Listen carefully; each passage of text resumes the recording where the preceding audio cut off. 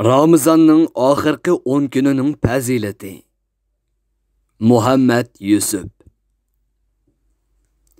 Sheksizki, Ramazanning oxirgi 10 kuni barliq kunlarning va kechalarning ichida eng ulug' va eng ahamiyatlidir. Payg'ambar alayhissalom Ramazan oylarida ibodatga qattiq beriladi va boshqalarni shundoq qilishga tashabbus qiladi. Xususan, Ramazanning oxirgi 10ida ibodatga qattiq berilishga va qadr kechasini tepishga buyurdi. O'zimi bu kunlarda ibodat uchun o'zini unutgan holda kirishib ketadi. Aisha radhiyallohu anhadan rivoyat qilinadiki, Payg'ambar alayhissalom Ramazanning oxirgi 10ida boshqa kunlardagidan bakrak ibodatga beriladi. Muslim rivoyati. Aisha radhiyallohu anha yana mundoq deydi. Ramazanning oxirgi 10 yetib kelishi bilan Payg'ambar alayhissalom ayollardan uzoqlashib, ibodat bilanla mashg'ul bo'ladi. Kechalar uxlamaydi. Oilasidagilarni kechalari ibodat qilishga uyg'otadi. Yana bir hadisda mundoq deyilgan.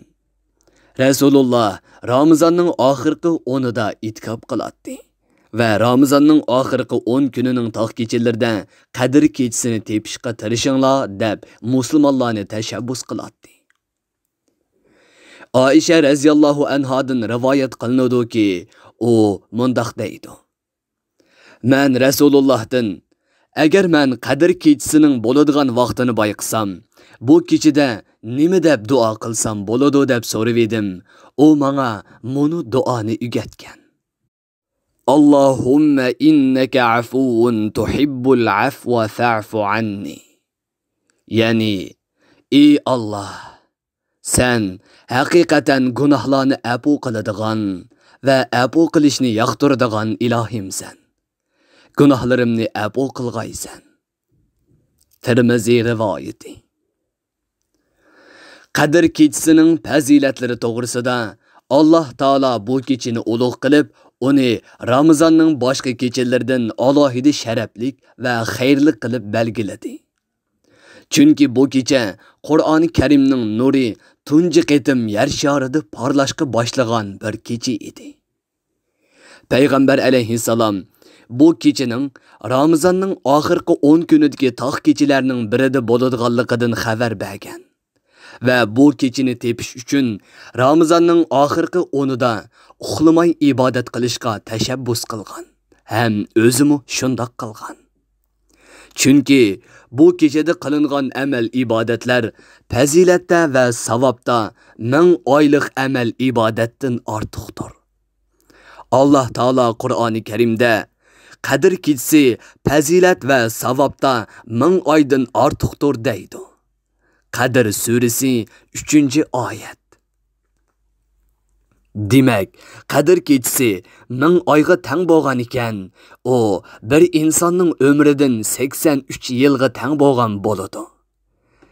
Agar bir inson 83 yil hamisha ibodat bilan mashg'ul bo'lgan taqdirdami, birimizning qadr kechasini ibodat bilan o'tkazganimizning savobi Allah Taalaning dargohida 83 yillik ibodatdan afzaldir albatta. Shubhisizki, Qur'oni Karimning parlaq nuri insoniyatning qalbiga nur chechishga boshlagan bu kecha boshqa har qanday kechalardan ulug' va sharaflidir. Hech qanday kecha uningga teng bo'lolmaydi.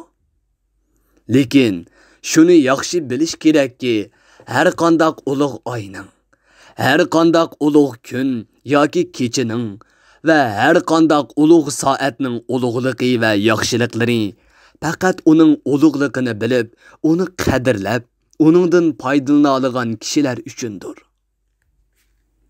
Ammo bu kechini qadrlamay, o'zining g'aflat uyqusida jim qilib qolgan kishilar uchun bu kechining boshqa kechalardan hech bir farqi yo'qdir. Qadr kechasi islom millatiga berilgan imtiyozdir. İmam Xattabi Qadr kechisining Alloh taolo tarafidan islom millatiga maxsus ato qilingan bir katta imtiyoz ekanligiga butun islom olimlarining birdek ittifoqi bo'lganligini bayon qiladi.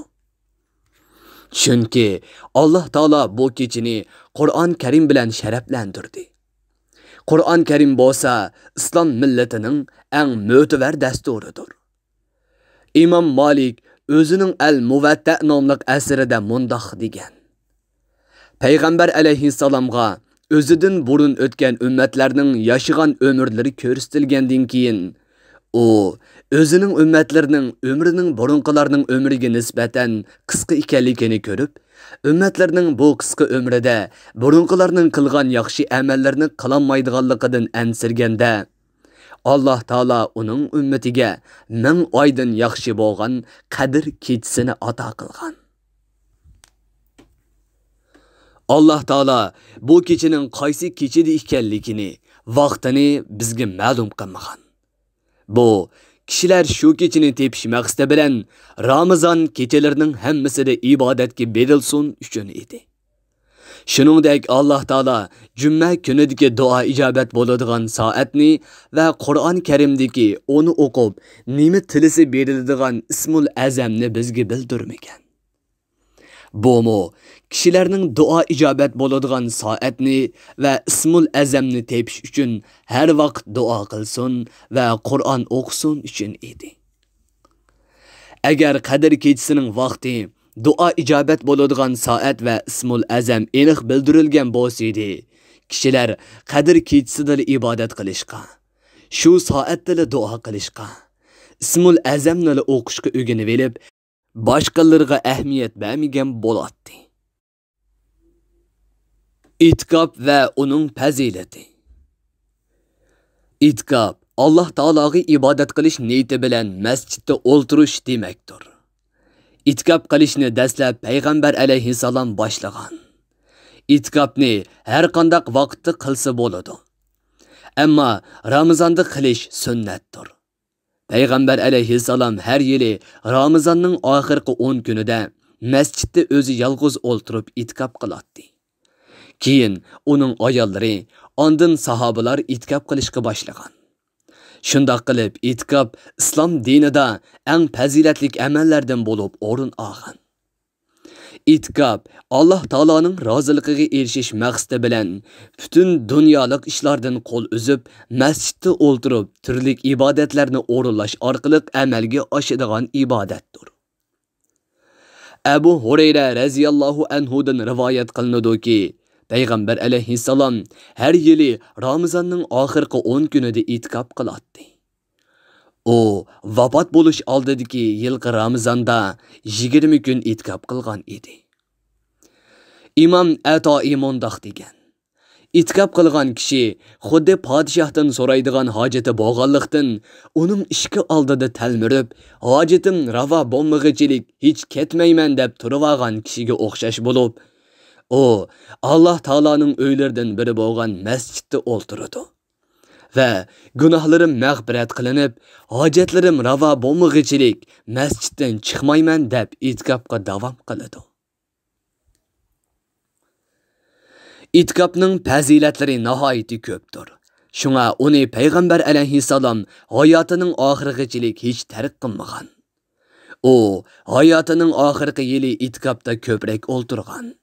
Buning bilan payg'ambar alayhissalom bizga itikabning ahamiyatini texmo aniq bildirgan. Chunki inson turmushning talablari va g'aflatlar sababi bilan gohida Alloh taolodan uzoqlashib qoladi. Oxiratlik uchun tayyorlik ko'rish ishlariga ahamiyat bermaydigan bo'lib qoladi.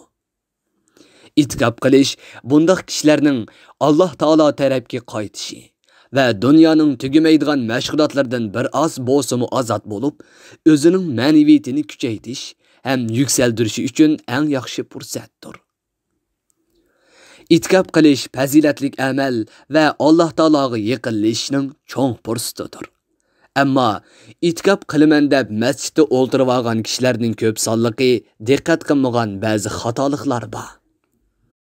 Ular birinchi, bolalarning ehtiyojlarini qo'yib qo'yib, o'zini o'ylab masjidga kirib o'ltirib olish. Aslida mümin odamning butun harakati ibodat bo'lishi lozim. İbadet mescidleri emas, odam her işini Allah Taalaning roziligini ko'zlab, Payg'ambar alayhissalom ko'rsatgan bo'yicha qilsa, mayli u ish dunyolik ish bo'lsin, u odam ibodat ichida bo'lgan bo'ladi. Shunga itkob qilmoqchi bo'lgan odam oilasining barliq ehtiyojini to'liqlab berib, ondan masjidga kirsa bo'ladi. Ikkinchi, nurg'un kishilar itkobda o'ltirsimi, yanfon qo'lidan tushmaydi. Sosyal medyadan ayrılolmaydı. Ba'zisi texi YouTube'dan video ko'radi. Allah Taala bilan bo'laman deb masjidga kirib elib, dunyodagi barliq insonlar bilan birga bo'ladi. Bu qandoqmi itkob bo'lsin? Shunga Allah Taala uchun itkob qilaman deb masjidga kirgan odam mumkin bo'lsa, yanfonni olmay kirishi lozim. Va qo'lida Allah Taolaning kalomi bo'lgan Qur'on Karimla bo'lishi lozim. Üçüncü, yana nurg'un itkopchilar bomdoddan keyin peshingacha, peshindan asrgacha, yana ba'zisi shamgacha uxlab o'tkazadi. Bundaqlar uyda uxlasa bo'lmasmi? To'g'ri, uxlash kerak. Ammo bir kunni uxlash bilan o'tkazgan odam qandoqmi o'zini ro'za tutdim, itkop qildim deyalaydi. O shundoq sanasimi, Alloh taolo qabul qilarmi? Buni o'ylab ko'rish lozim. To'rtinchi, ba'zi odamlar turmasdan boshqalar bilan telefonlashadi. Siz Alloh taolo bilan birga bo'lish uchun itkob qilgan ekansiz, cho'qim butun vaqtingizni Alloh taologa otishingiz lozim. Agar unda qilolmasangiz, uyingizga berib uxlasangizmi, sizga gunoh bo'lmaydi. Chunki siz itkob qilishga majbur emas. Uyda itkob qilishning shartlari. İtkop qilishning shartlaridan birinchisi masjidda o'ltirish bo'lib, itkob masjidlarda qilinadi. Ammo hozirgidek masjidda o'ltirish imkoniyati bo'lmagan sharoitlarda ulamolar tövandagi ikki shart bilan uylarda maxsus joyni masjid qilib, shu joyda o'ltirib itkob qilishni joiz deb qaraydi. Birinchi, uydagi namoz o'qishga xos qilingan xona va yoki joyda o'ltirish. Zaruriyatsiz boshqa xonalarga va sirtqa qat'iy chiqmaslik. Chunki itkob qilishning shartlaridan birinchisi masjidda o'ltirishdir. Masjidda itkobda o'ltirgan chig'inglarda ayollaringlarga yaqinchilik qilmanglar degan oyat buni ifodalaydi. Ikkinchi, uyda itkob qilgan odam o'zini masjidda o'ltirgandek his qilishi, namoz o'qish, Qur'on o'qish, duo qilish, zikr tasbih etish degandek masjidlarda qilishga tegishli ibodatlarni qilishi va boshqalar bilan parang sanmaslik, ayolidan yiroq turish, o'yin va kulkilardan saqlanish, behuda gap so'zlarni qilmaslik degandek masjidlarda qilishga bo'lmaydigan ishlardan saqlanishi lozim.